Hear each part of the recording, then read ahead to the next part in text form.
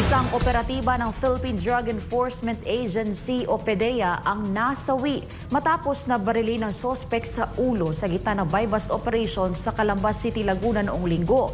Binawian ito ng buhay habang nasa comatose state. Si Paul Montebon sa report.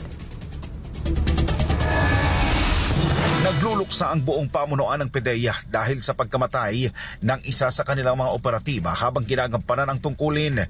Kinilala ang biktima na si Intelligence Officer 1 Rafi Escobedo, 31 taong gulang, miyembro ng Drug Enforcement Officers Basic Course Class 2017-11 Gandilan at nakatalaga sa PDEA Regional Office 4A Regional Special Enforcement Team 2. Ayon sa report ng ahensya, namatay si Agent Escobedo habang sumasailalim sa intensive care sa isang ospital matapos tamaan ng bala sa ulo sa isang buy-bust operation na naging sanhi ng shootout sa Calamba City, Laguna noong gabi ng Hulyo 20 taong 2025. Bigo na magnadakip ang mga armadong sospek na sangkot sa insidente matapos na makatakas sa lugar ng operasyon. Samantala patuloy naman ang investigasyon ng PDEA sa insidente at nagpapatuloy ang malawakang operasyon para matunton ang mga tumakas na sangkot.